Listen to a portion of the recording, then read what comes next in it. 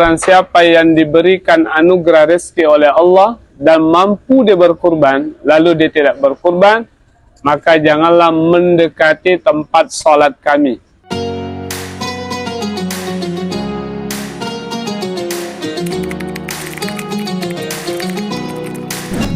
Bismillahirrahmanirrahim. Assalamualaikum warahmatullahi wabarakatuh. Ustaz, Waalaikumsalam, Bunda. Ustaz, saya mau nanya, kalau umpamanya orang yang mampu, tapi dia tidak mau berkorban, itu gimana cara hukumannya? Gitu. Itu aja pertanyaan. Bismillahirrahmanirrahim. Ini satu pertanyaan yang mudah-mudahan ditonton oleh orang yang tidak mau berkurban. Rasulullah itu ancamannya sangat keras. Kata Rasulullah, barang siapa yang diberikan anugerah rezeki oleh Allah dan mampu dia berkurban, lalu dia tidak berkurban, maka janganlah mendekati tempat sholat kami. Jadi maksud Nabi itu masjid. Nah, apakah orang yang tidak mau berkurban itu betul-betul dia tak boleh ke masjid? Penjelasannya boleh.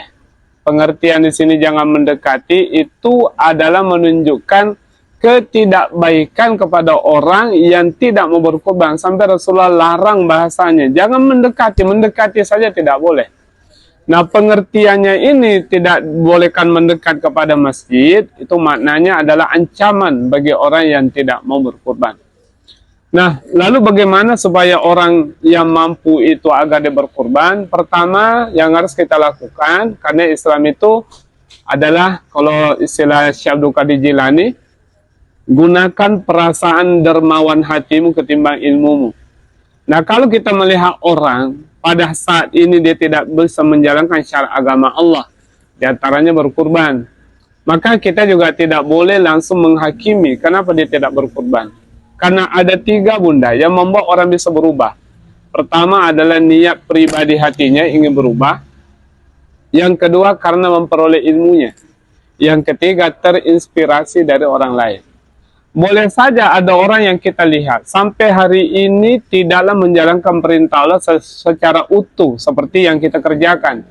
Mungkin saja apa yang terjadi pada diri mereka dengan diri kita berbeda. Mungkin selama ini dia tidak memperoleh ilmunya. Dia tidak tahu hukumnya berkurban. Dia tidak tahu juga ancamannya kalau tidak mau berkurban. Maka kita harus melakukan upaya-upaya itu. Di antaranya adalah memberikan sosialisasi kepada orang-orang kaya agar mereka tergerak hatinya untuk berkurban. Kemudian yang kedua adalah yang perlu kita lakukan, bagaimana caranya orang-orang yang memiliki kemampuan itu dibuatkan program oleh masjid, oleh ormas, oleh pemerintah, oleh majelis ulama dan seterusnya, agar mereka tertarik untuk melakukan ibadah. Kemudian yang ketiga yang perlu kita lakukan adalah memberikan daging kurban kepada orang yang mampu tapi tidak mau berkurban. Karena ternyata hikmahnya ada. Apa yang dilakukan antara kurban dengan zakat itu beda. Kalau zakat itu sudah disebutkan oleh Allah dalam Al-Quran. Tapi kalau kurban itu nggak disebutkan. Ini yang harus diberikan. Selain daripada fuqara wal masakin, maka boleh memberikan daging kurban kepada orang-orang yang mampu dengan tujuan agar hatinya dilembutkan oleh Allah, tahun depan dia akan berkurban. Begitu keterangannya. Kalau orang yang tidak mau berkurban, tidak mau berkurban, setelah kita menyembelih kurban, antarkan dagingnya kepadanya, karena dengan memakan daging kurban itu fungsinya adalah melembutkan hati dia sehingga tahun depan mudah-mudahan tergerak hatinya untuk berkurban. Baik Ustadz, pertanyaan selanjutnya dan terakhir ini Ustadz. Tadi kita sudah membicarakan apa-apa saja yang menjadi ketentuan di dalam kurban ya tadi, termasuk ini bagian dari adab. Di dalam ilmu itu ada adab. Jadi orang yang tinggi ilmu itu pasti tinggi adabnya. Sebenarnya seperti itu. Ustadz, apakah kewajiban seorang muslim untuk berkurban itu di mana ketika mereka sebenarnya terlihat berada tapi sebenarnya tuh banyak utangnya Ustadz. Nah ini fenomena banget ini. Jadi kelihatannya pakai barang branded apa segala macam, tapi utangnya juga banyak. Semua serba dicicil gitu loh. Nah apakah boleh berhutang untuk melakukan kurban tadi? Iya. hutang piutang itu diatur dalam Al-Quran, apalagi dalam fikih. Sehingga dalam transaksi keuangan syariah itu kan ada utang piutang. Nah, berarti kan boleh gitu ya, karena diatur dalam fikih. Bahkan ulama menjelaskan menghutangi orang itu lebih besar pahalanya ketimbang diberikan. Kenapa? Karena setiap orang yang berhutang itu pasti darurat, Bunda. Pasti darurat dia. Nah, yang jadi persoalan adalah utang itu ada dua macam. Ada utang karena kebutuhan pokok, bukan untuk maksiat. Ada orang berhutang karena gaya hidupnya. Nah, berhutang gaya hidup ini nggak bisa ditoleran. Nah, itu tadi pakaiannya branded. Kalau nggak salah kemarin Ramadan sudah kita bahas juga ya. Dia punya hutang ke sana sini, tapi tasnya harganya 50 juta misalnya. Nah, kemudian barang-barang yang lekat di badannya semuanya serba mahal. Nah, tetapi di sisi lain dia punya utang. Nah, orang yang berhutang seperti ini itu tidak dikategorikan orang yang tidak mampu, tapi adalah karena gaya hidupnya yang berlebihan. Kalau seandainya dia tata hidupnya dengan baik, pengeluaran yang diatur, manajemen keuangannya bagus, insya Allah pasti dia tidak berhutang. Makanya harus dibedakan mana orang yang berhutang boleh dibantu dengan zakat, mana orang yang berhutang tidak boleh dibantu. Nah, yang mana yang tidak boleh dibantu? Orang yang berhutang bukan karena kebutuhan pokok, tapi karena menambah pundi-pundi fasilitas kehidupannya di dunia. Nah, itu yang tidak boleh. Nah, kalau kita menemukan begini, dia tidak berkurban, tetap dia diancam, karena dia tidak dianggap orang yang tidak mampu. Nah, buktinya, hidupnya, fasilitasnya itu adalah bukan ukuran menengah ke bawah, tapi adalah menengah ke atas.